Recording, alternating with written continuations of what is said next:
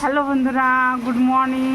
তো দেখো আমাদের এখানে নিম্নচাপ শুরু হয়েছে কালকের থেকে, পরশু রাতের থেকে সারা দিন হয়েছে, আজকে রাত ভরে হয়েছে।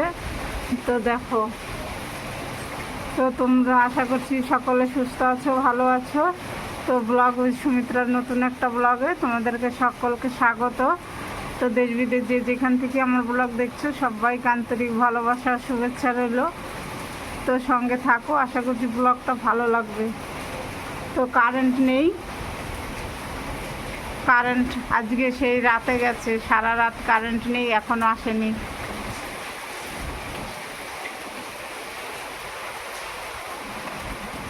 তো দেখো অন্ধকারে রান্না চাপিয়ে দিয়েছি, এখন 8টা বাজে। তো যে ভাত 1 ফুট হয়েছে, এখন ডালটা ফোড়ন দেবো। বন্ধুরা দেখো, এই যে চা করে নিয়েছি, খেয়ে নেব। আর দেখো অন্ধকারেই রান্না করলাম, টর্চ জ্বালিয়ে বেগুন ভাজা, আর এই যে ডাল, আর এই যে ভাত আলু সেদ্ধ দিয়েছি। আজকে একটু মন্দিরে অনুষ্ঠান আছে, ঠাকুরের জন্মদিন উপলক্ষে, তো যাব সেখানে, মেয়ের গান আছে।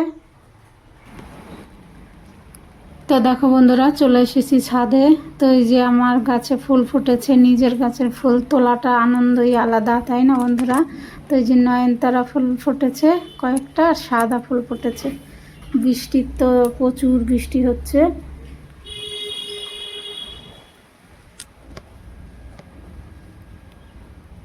তো বন্ধুরা দেখো, এই কটা ফুল পেয়েছি। তো চলো নিচে চলে যাই। আর আমার সিঁড়ির অবস্থা দেখবে কেমন, সারা রাতে বৃষ্টির জলে সিঁড়ির ইটা ভাঙা, মালিক ঠিক করে না। এই দেখো, দেখছো, এই জলে জল, সাবধানে নামতে হবে। তো বন্ধুরা নামি।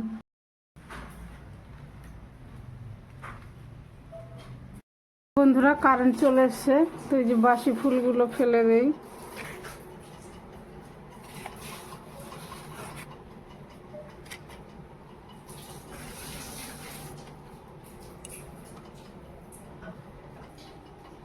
আজকে তো ঠাকুরের জন্মদিন।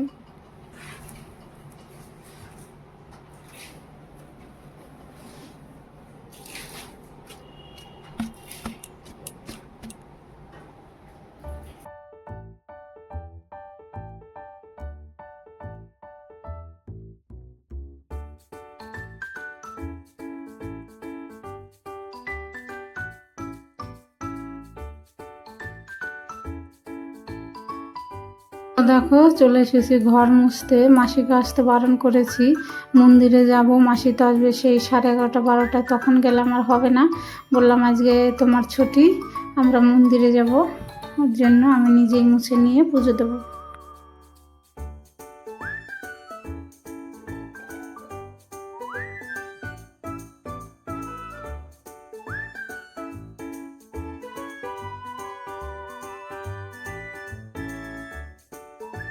তো দেখো বন্ধুরা, চান করে এসে পুজো দিয়ে দিলাম, পুজো দেওয়া হয়ে গেল।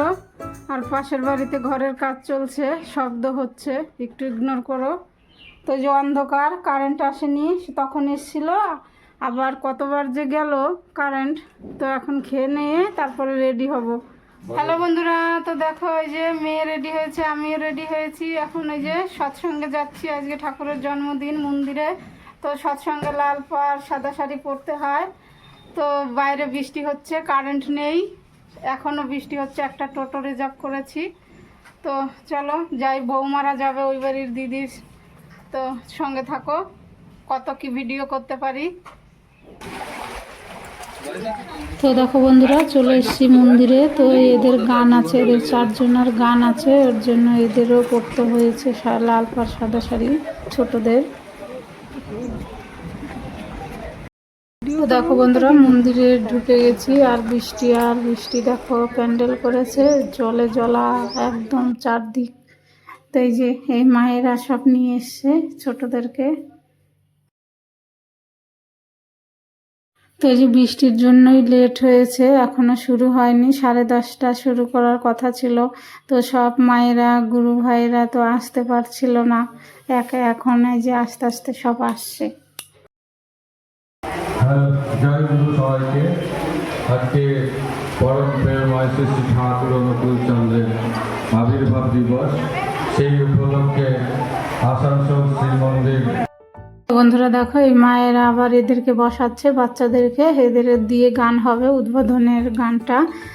তো ঠাকুরের 137তম জন্ম উপলক্ষে আর কি অনুষ্ঠান।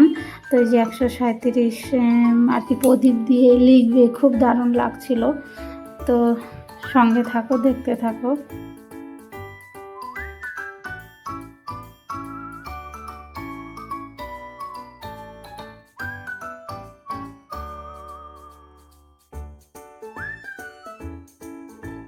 তো এইদিকে আবার দাদারা ঠাকুরের ফুল টুল দিয়ে সব রেডি করছে সিংহাসনটা। আসলে দেরি হয়ে গেছে বৃষ্টির জন্যই, এখনো তো পড়েই যাচ্ছে ঝরঝর করে বৃষ্টি।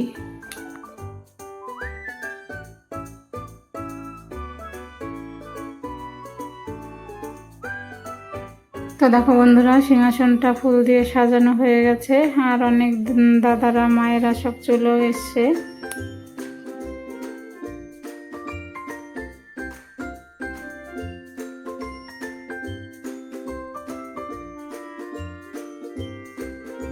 वंदे पुरुषोत्तमं परम प्रेममय श्री ठाकुर अनुकूल चंद्र जी की जय। परम प्रेममय श्री श्री ठाकुर अनुकूल चंद्र जी की जय। परम प्रेममय श्री श्री ठाकुर अनुकूल चंद्र जी की जय।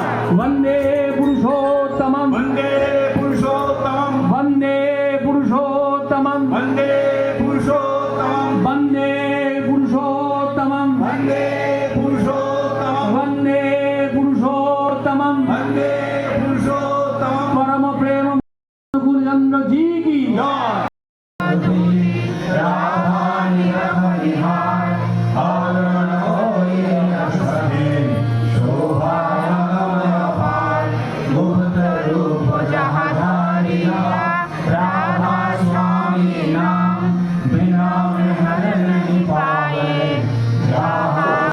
আসানসোল সৎসঙ্গ বিহার প্রাঙ্গণে এই দিনটির উদযাপনের জন্য আমরা সকলে মিলিত হয়েছি।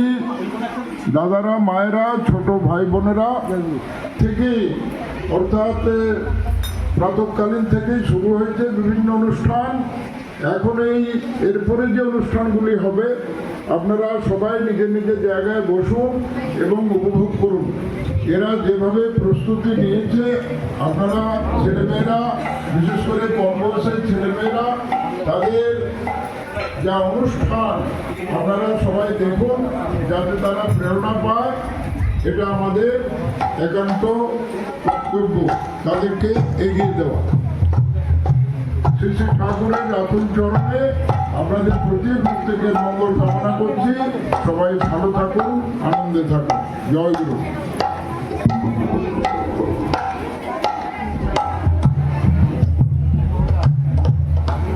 তো এখন এই যে মেয়েরা গান গাইবে, আমার মেয়ে হারমোনিয়াম ধরেছে, আর পাশে সবাই বসে আছে, সবাই সমবেত কণ্ঠে গান গাইবে। আর একটা নিবেদন, বিশ্বপিতা তুমি পরম ত্রাতা, চিরমুক্তির আধার বাহিতা জয়, সুচির দরদি তুমি, সমদর্শী স্বামী, প্রভু অন্তর্যামী, মোরে করুণী ভাই।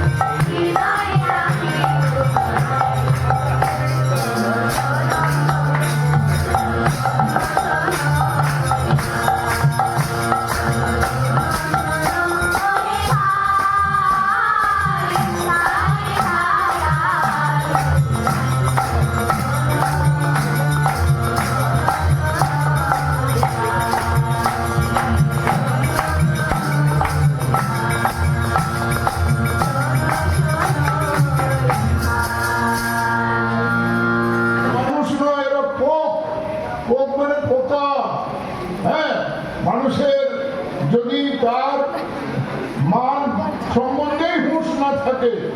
মানটা কি জানেন? মানটা হচ্ছে তার পরিমাপ। একটা মানুষ কত বড় হতে পারে এই পরিমাপটা তার জানা নেই। পরম পুরুষ সেটা জানেন।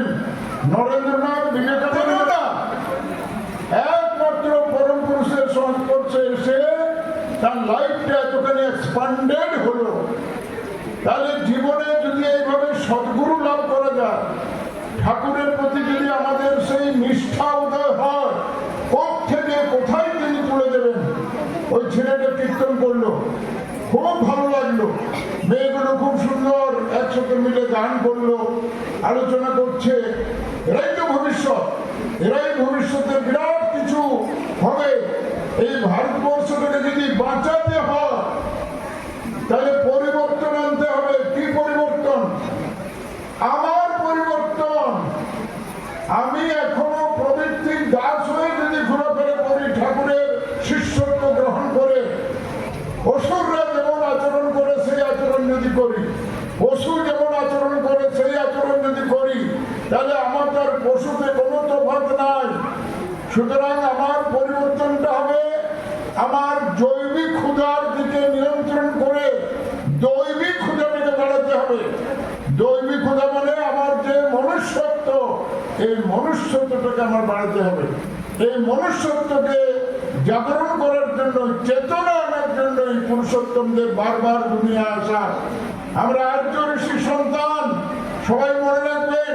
সে আর্য ঋষির একজন ঋষি ছিলেন। এখনো গোত্রের পিতা হিসেবে আমরা তাদের নাম করি। কেউ সান্ডিল্য, কেউ ভরদ্বাজ, কেউ বিশ্বামিত্র ইত্যাদি ইত্যাদি বলি। কেন না সেই তার থেকে আমরা উদ্ভূত হয়েছি, তাদের ব্লাড এখন আমাদের ভিতরে রান করছে।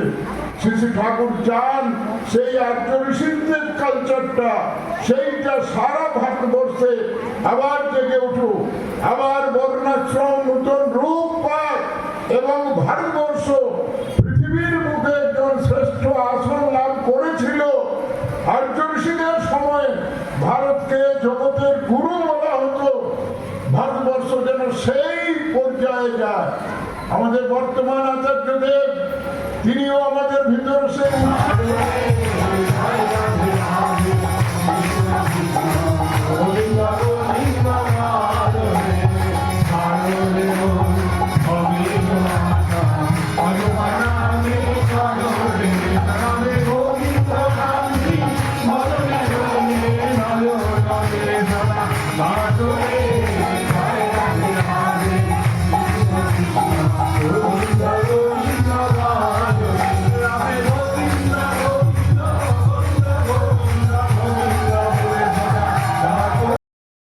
তো মেয়ে গান গাইলো, এক রীতি দাদা আলোচনা করলো, তারপরে দেখো আনন্দবাজার নিতে চলে এসেছি।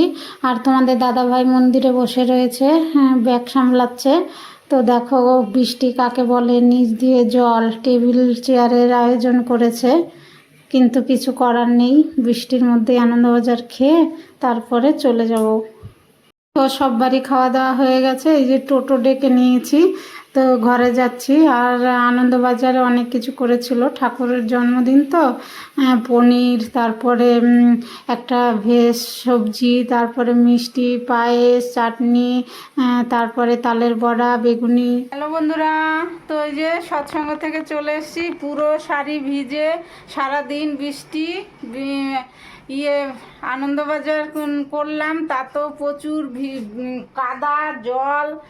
তো এখন বাজে 5টা, ঘরে চলে এসেছি। এখন এগুলো চেঞ্জ করে নিয়ে আবার প্রার্থনার টাইম হয়ে যাবে। তো বন্ধুরা চলো, সঙ্গে থাকো। হ্যালো বন্ধুরা, তো চলে এসেছি ব্লগটা শেষ করতে। তো এখন 11টা বাজে। তো আজকে কিছুই রান্না করিনি তেমন, শুধু মার ভাত রান্না করেছি আলু আর লঙ্কা সেদ্ধ দিয়ে। তো মেয়ে আর আমি খেয়ে নিয়েছি, তোমাদের দাদাভাই খায়নি, ওই মন্দিরে খেয়েছে, ওর জন্য কফি দিলাম, কফি খাচ্ছে। তো বন্ধুরা তোমরা ভালো থেকো, সুস্থ থেকো। আর আমার ভিডিওর কোনো অংশ যদি ভালো লেগে থাকে তাহলে আমার চ্যানেলটা সাবস্ক্রাইব করে পাশে থাকার অনুরোধ রইল। তো দেখা হবে নতুন একটা ব্লগে। টাটা।